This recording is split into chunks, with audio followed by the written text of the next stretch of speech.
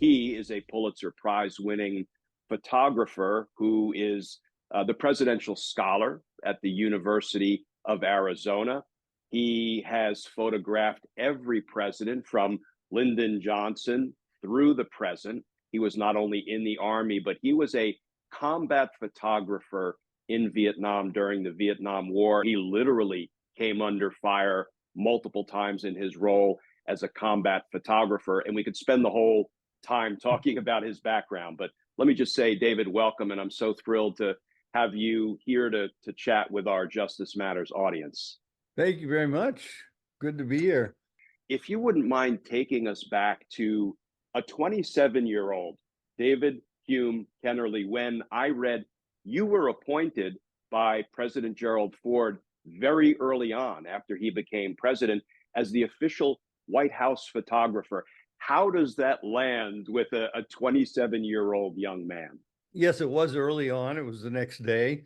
It can't get much more early on than that. To back up even a little bit more, when I came back from Vietnam, I was working for Time magazine. I had won the Pulitzer Prize for my work in Vietnam. And also, you'd be interested for the Ali Frasier fight, because the Pulitzer was for my year's work of 1971.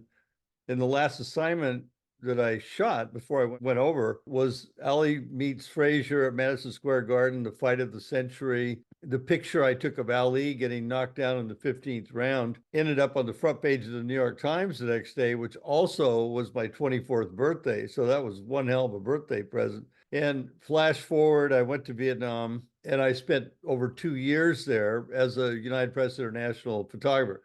I wasn't in the Army then. I had to get a leave from the Army Reserves to get out of the Army to go to the war, which is not a problem most people had. But they didn't do weekend meetings in Saigon. It was a full-time Army gig or nothing. I think that experience in Vietnam, it made me, it's really where I grew up. But when I got back to Washington, Spiro Agnew was under legal threat for having accepted bribes or something while he was governor of Maryland.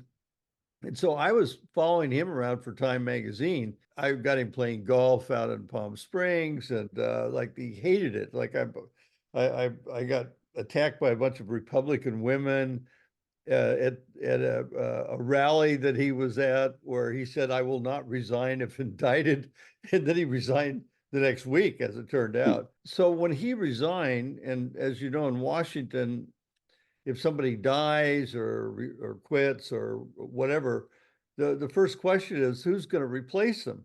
And so as a Time magazine photographer, I got the assignment to go to Capitol Hill to photograph House Minority Leader Gerald R. Ford, who was on the list. And there were a bunch of people on that list. And I got an appointment with him right away, and I had a really good session with him in his office. He was very modest. He said, "Oh, you're wasting your time here." I said, "Well, you'll have a nice picture for your wall." And then I had him by the window because I didn't carry lights around with me. And so it was kind of a Rembrandt portrait of him. And the next day, it was announced that Ford was going to be the nominee of Richard Nixon. At the moment I photographed him, Ford did not know that. I mean, it literally happened that night where he got the phone call from Nixon over at his house in Alexandria. And so that picture ran on the cover of Time. It was my first time cover as a photographer and his first time cover as a politician. And Time in those days was flush with cash, I guess you'd say. But I got to travel all over the place for them, and they assigned me to cover Vice President designate Ford, who then became the vice president after he was confirmed. So I really got to know him and the family very well. He didn't look at me as a member of the family like children. He had 3 boys and a girl, but he liked me. We got along. He respected my Vietnam experience, and that he had, in World War II, had fought heroically. I mean, he was a gunnery officer, and I think his ship shot down like 18 planes that were attacking them. And like most World War II people, they really never talked about it that much. He didn't use it. But he and John F. Kennedy had offices across from each other in the Cannon House office building. and walked over to the floor together. And I think I wrote about that in the Atlantic piece. And they were on opposite ends of the political fence, but they were truly friends and admired each other's service in the Pacific and all of that. So flash forward, Nixon resigns, and this is the 50th anniversary of that happening. This August 9th will be the day that Nixon left and Ford became the president of the United States. That night, he invited me to come over to their house, which is a modest split level, sort of middle class house over in Alexandria, Virginia. And he had really, it was family and a very few friends. It wasn't like a celebratory thing per se. But at one point during the evening, he asked me if I would like stick around after everybody lost. And I was taking some pictures, of course. So we sat on the couch in his living room. And here I am. I'm a kid from a lumber town in Oregon. My dad was a traveling salesman. I have a very modest background, really.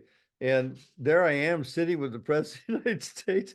I mean, he's been president for like, you know, 8 hours or something, and he's puffing on his pipe. And I figured he was going to ask me to be his White House photographer. And I wasn't being presumptuous about it. He really didn't discuss any of these kind of things with anyone because he didn't want to look like he was pushing Nixon out the door. The Nixon White House photographer, Ollie Atkins, had almost no access. And I knew this, having covered the White House. And I just didn't want to sit outside the door waiting to be summoned. And I thought, if he asked me, I'm going to tell him what I think. And I was 27 years old, and I'm used to telling people what I think, so that wasn't like a huge challenge for me. But he asked me, he popped the question. He said, would you like to come and be my White House photographer? And I looked at him and I said, I would love to do it on two conditions. One is I report directly to you, and the other is that I have total access to everything going on in the White House. And he stopped smoking his pipe, and I thought, oh my gosh, I'm going to have to call my parents and tell them the president offered me a job, and I told him to shove it. And he started laughing. He said, you don't want Air Force One on the weekends? Oh, that's funny. Yeah, and so he agreed to the deal. And the next day, I left my office at Time Magazine on the other side of Lafayette Park and walked across and into the gates of the White House as a White House employee. And there were a couple of times over the period of his presidency where he asked me not to do something or to come in. And both times he was either firing somebody or admonishing them for something. And I totally got that. That was absolutely no problem. But I had upstairs, downstairs access. It was not only with President Ford, but to work at the White House with Betty Ford, the First Lady, I could go up to the residence anytime. And I spent a lot of personal time with them. So that's the background of how I got there. It's a real sign of character. You compliment people publicly who work for you or under you, and you counsel them privately. And that actually takes me to something that I wanted to read that comes from, I believe it's your letter of resignation, 10 days into President Ford's presidency. And I think you were taking a trip with him to Chicago, and he was going to speak to a VFW gathering, Veterans of Foreign Wars. And he was going to give a speech on, basically, in his estimation, the need for leniency for draft evaders. And there's a great anecdote that you wrote about where he talked about why he chose the VFW of all places to go 10 days into his presidency and talk about the need for leniency for draft evaders, perhaps not the most receptive audience. And here's what you wrote about that. You said that he indicated, it would have been a little cowardice if I had picked an audience that was ecstatic. In other words, a receptive audience. Yes, any college campus, his advisors were saying, look, you should go to some place where they're going to really appreciate this. He said, no, I want to go to some place where they won't appreciate it, and I'm a member of their club. What a sign of character for him not to have picked a friendly or receptive audience that might cheer along that kind of a speech. And he made the difficult decision to deliver it to what it sounds like he knew would be a critical and maybe even a hostile audience. But that's kind of a sign of character right there, when you always feel like politicians are looking for the good photo op, the positive photo op, when this, perhaps ended up being the exact opposite of that. I was riding in the car with him because that was his first, I think that was his first out of town trip since becoming president. It was only, like you said, 10 days into it. And as we're going there, he said to me, he said, well, Dave, he said, one thing I don't have to worry about in this speech is being interrupted by applause. So I have a book called Extraordinary Circumstances, which is a line from his inaugural address. And it was a picture of him giving the talk, and all these guys in uniform behind him is sort of like looking really serious and unappreciative, because I totally got where they were coming from. I mean, there were, I believe, like 50,000 people, many of whom left the States and went to Canada or avoided the draft. I don't think he thought twice about that. He said, I owe it to them to tell them what's on my mind. And that's how he conducted his presidency. Before we wrap up, I have talked about this before with our Justice Matters audience, and actually I spoke at a news conference, the Business of TV News, a few days ago, and got to talk about Clark Mollenhoff, because he really was one of my mentors, indeed one of my patron saints. And just very briefly, why that is because when I went to college, Washington and Lee University, I spent most of my time focusing not on my studies, but on playing football and drinking beer and doing all sorts of other stupid stuff. Yeah, but I paid for it. And so I didn't know what I wanted to be. So I enrolled in the business school, the School of Commerce at W&L. Thought maybe I'd be a businessman. What did I know? And failed all my classes. Clark Mollenhoff was my faculty advisor. And I looked to him for advice, and he took me under his wing. He said, Glenn, you suck at business. I don't know that he put it precisely that way, but pretty close. He said, here's what you're going to do. You're going to withdraw from the university. You're going to reapply. You're going to come back immediately next semester, and you're going to be a journalism major, and you're going to study under me. You're going to take all my courses, and you're going to do just fine. Thank goodness for Clark Mollenhoff, because he saved my butt from probably going back to New Jersey from where I came and opening a storefront gym, which probably is what I would have ended up doing. I ended up loving the study of journalism. He, in a very real sense, kind of helped direct me to what would be a lifelong passion for writing, for interviewing people. And of course, he was not only a Pulitzer Prize winning investigative reporter for the Des Moines Register, but at one point in time was a special counsel to President Nixon. And yet then there was a whole different relationship between Clark Mollenhoff and Richard Nixon. And maybe about a year ago now, I posted something, I don't even remember why, just kind of honoring Clark Mollenhoff for the role he played in my life.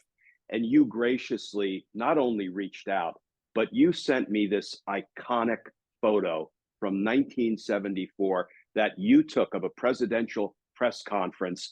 And you can see the relationship between Clark Mollenhoff, who is standing up, asking a question, it appears to be in anger, very aggressively and pointedly, of Richard Nixon, who seems to be holding on to the presidential podium for dear life. And you sent me a lovely handwritten note, and that picture is proudly displayed in my little studio here in Leesburg, Virginia. Can you tell me what you remember about Clark Mollenhoff and about the moment in time when you were snapping that photo? The picture really did tell the story, because Clark, whom I didn't know really well, but I knew him well enough to know I really liked him, and that he was asking the tough questions. And in that press conference, Nixon was kind of recoiling from it. That's who he was. I mean, he was a tough reporter. To be honest with you, I didn't know at the time that he had worked for Nixon. Obviously, a relationship that didn't end well. But I could see he was such a genuine guy. I could see what he did for you. He was about as honest and straightforward as anybody I ever met. Oh, man, I would give it $1 million to have Clark in a Trump press conference. That Oh, would pay to see that. His nickname back then was the Boomer because he had this big booming Big voice that voice, and he was a big guy, and he had a big presence. And you were so lucky. I agree with you, because those kind of things don't happen very often where there's a real click. One person can make such a difference in your life. I mean, there are obviously others, but in my case, it was Robert F. Kennedy, an appearance in Portland, Oregon when I was 19. I was a young photographer for the Oregon Journal, and that night changed my life. It made me want to become a political photographer. And I could say that I remember it crystal clear. It was a moment that I was probably going to be a photographer, but maybe it was sports or maybe, stuff that didn't matter. But being eyewitness to history, to be on the front row as things are happening, to be in the room where big decisions are being made. Thank you, Robert F. Kennedy. And even though he didn't personally advise me, it was his presence that did. I'm going to end with a quick story about Clark Mollenhoff that I think you'll appreciate. I was in his ethics of journalism class, and I heard him tell this story multiple times. When he was a reporter for the Des Moines Register, he was covering some city councilman, and he was being very critical in his pieces that he was writing about this particular councilman. And the councilman was trying to curry favor with Clark Mollenhoff, sending things to his house, little gifts, and Clark would send them back. And then he would send a larger gift, a turkey for Thanksgiving, and Clark would send it back because you can't be compromised that way. And then he sent a bottle of Clark Mollenhoff's favorite whiskey. And Clark Mollenhoff said, "So you know what?